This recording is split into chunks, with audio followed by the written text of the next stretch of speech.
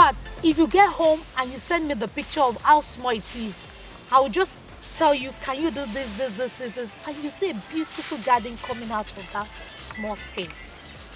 And then you can go to the balcony or to the small space and harvest lettuce yourself and eat.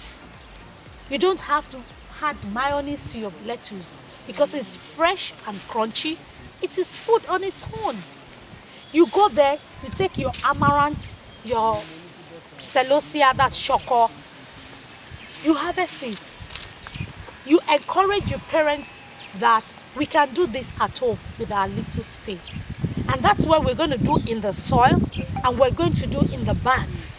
So that we are going to create different scenarios wherever you are, no matter how big or small your homes are, you can actually do it. This is college. By God's grace, we are also working with university also. So we are going to have a competition at the end that will incorporate questions from this session, the actual practical session, and then from what you learn from the internet, from our website. So in relation with your project manager, he will tell you how to access those materials and you read off all the series. You do your ridges against the water flow. That's what I just want to hear. And I was helping you and I was pointing like this. I was pointing like this so that when you will be able to say, I was expecting him to say something, then I will point him in another direction so that he will be able to say it. As I say what is inside you. Okay, you were busy looking there. Measurement is important. It's key. That will determine the spacing. That will determine the not even spacing is far. The number of seeds that you need for that area. That will determine the number of nutrients, your fertilizer that you need for that area. Because you are going to calculate all that. That's why a lot of people are farming and they say there is no money in it. Because they're using more resources than what is needed for the area. So overuse of resources is happening. But when you have accurate measurement of the land area, don't forget that even in the land area there are parts.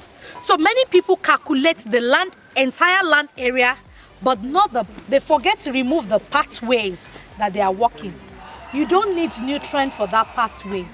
So you only need nutrients for where you are going to plant.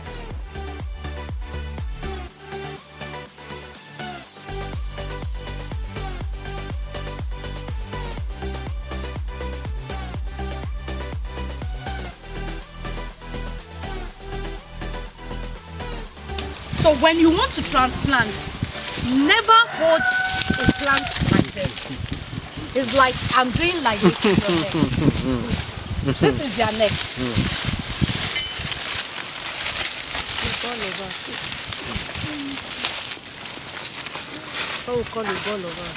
So you hold it with their leaves. Do not touch this area. Again, apart from holding their neck, sometimes you might have bacteria in your hand and you will not know. And you touch it and you just transmit bacteria into your plant. And then you start having pest issues and like, where is this pest coming from? It is coming from all those effects. When you want to transplant, I'm doing this because it's something that I've long wanted to do. To find every school have a garden. Because there's this connection between our children, what they eat and where it comes from. Many of our children cannot connect the food they eat together, how it's being produced, how it's being processed. So for me, it is making them to understand how we grow our food, making them to see the raw materials, and then we move into the level of processing.